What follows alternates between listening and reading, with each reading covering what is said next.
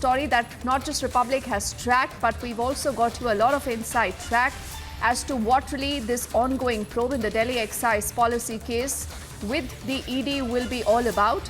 Now, earlier on Tuesday, you would recall that the ED had questioned, also recorded the statement of Manish Sisodia.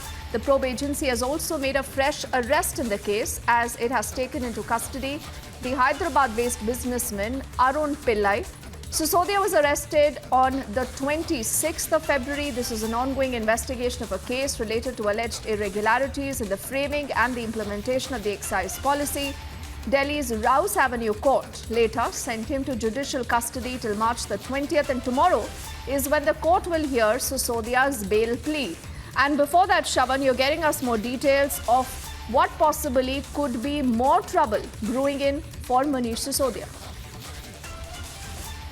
Well, in fact, Deepthi, there is a high possibility that the Enforcement Directorate will go ahead with the coercive action in this particular case after questioning the former Deputy Chief Minister of Delhi, Manish Sisodia. In fact, on similar lines of what the Central Bureau of Investigation had essentially found in their investigation, the Enforcement Directorate is largely focusing on the fact that whether at all, one, there was a leakage on the part of Deputy Chief Minister Manish Sisodia of the draft excise policy. Was it given to the South lobby particularly before the excise policy was formulated or, for that matter, implemented? In fact, they've come across evidence suggesting that the draft policy was actually typed at the camp office of the former Deputy Chief Minister. And soon after that, a copy of it was actually leaked on WhatsApp to the other accused in this particular case. That is the reason why they are saying that somewhere down the line they believe that Manish Sisodia was actually aware of what was actually happening in terms of a favorable excise policy that was being drafted. They're looking at the profit margin that was deliberately changed by the group of ministers, including Manish Sisodia and others like Satendra Jain. But in all likelihood, we're expecting this development to take place sometime later in the evening. Having said that, the Aam Aadmi Party has already preempted that he's going to be placed under arrest because his bail plea is coming up for hearing tomorrow. All right. So, Shravan, you do get us a larger sense of that story that Sisodia's arrest is imminent. Before I let you go, now how difficult in a position is in Manish Sisodia right now, Shravan, considering that the charges are mounting after the CBI, it's the ED now coming in, and with the ED it will also be the Prevention of the Money Laundering Act, where the onus is essentially going to be on Manish Sisodia to prove his innocence. Well, the line that has been taken by Manish Sisodia and, for that matter, the Aam Aadmi Party is that where exactly is the money? They're saying, what is the scam all about? And if at all there was quid pro quo, then why is it that the Central Bureau of Investigation and the Enforcement Directorate, through multiple searches, could not find a single penny? The rationale behind that is this. The Enforcement Directorate, during their investigation, has essentially come across the fact that there was an upfront commission that was paid, and that advance payment was roughly about 100 crore rupees that was given by the South lobby through Vijay Nair and Dinesh Arora. In fact, they say that the transaction has essentially happened through the Hawala network. That is the reason why perhaps no money was actually lying in the accounts of Manish Sisodia. In fact, the investigative agencies find this entire argument extremely laughable when they say that if a crime has been committed, you certainly do not expect someone to basically park that money in their bank account. This is money that was essentially routed through Hawala transactions. And that is how it finally landed up in the state of Goa, where the Aam Aadmi Party utilized roughly about 30 crore rupees for carrying out a survey in the state of Goa. In fact, they also suspect that the money was actually used for Punjab elections, but they say that work is under progress, and they're still looking at finding out about the money trail of the 70 crore rupees. All right, Shravan, we trust you to keep us ahead on any breaking development. But even as we speak, remember the Enforcement Directorate is grilling Manish Sisodia in the Tihar jail. Could an arrest happen? It's anyone's guess, but Republic is going to be tracking that story and getting you every fact that comes out. But as I say, thank you to Shravan. Remember, the story has moved on from Delhi to the South. Now, because there is a mention of the South cartel here. This is about the BRS MLC and the Telangana Chief Minister's daughter K. Kavita, who has received summons from the Enforcement Directorate for questioning in the Delhi excise policy case and she has said that she's going to be holding a hunger strike in the national capital tomorrow.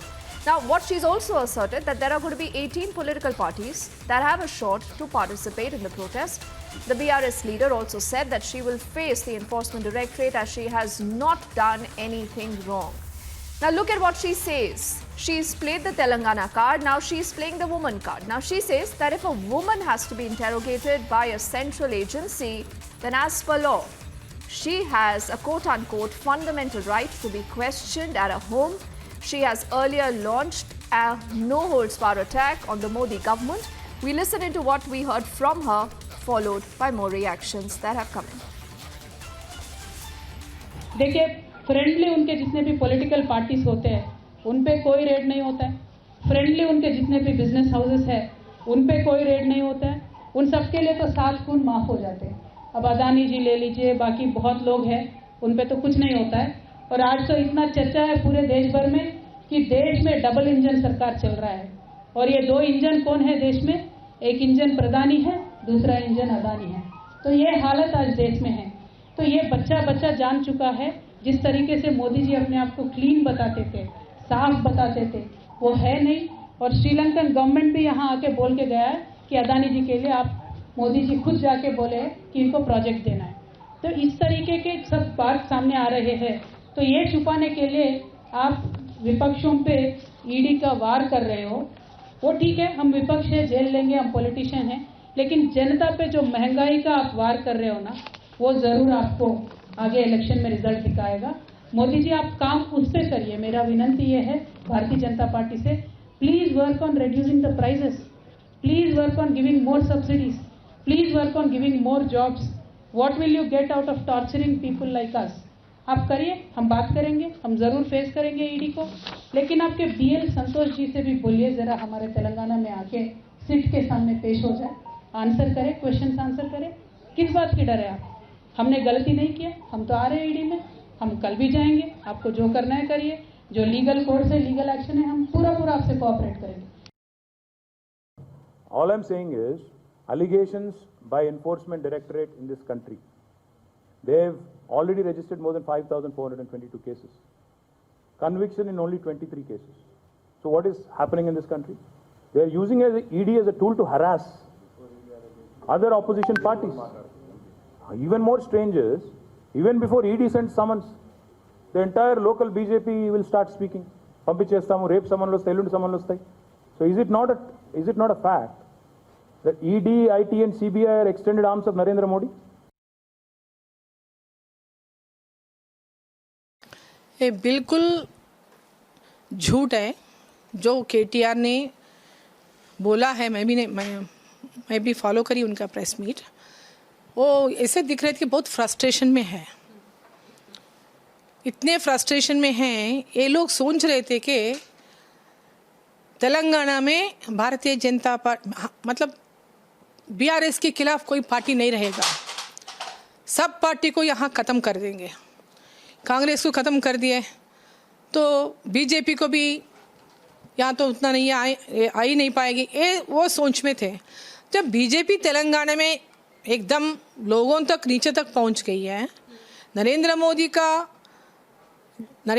का जो नाम हर दिल में आज है, हर गांव में हर एक आदमी आज नरेंद्र मोदी जी के बारे में बोलते हैं। जो गरीब कल्याण योजना में जो राइस हर गांव में हर गरीब को जो दे रहा है, तो फार्मर को हर इसमें आज मोदी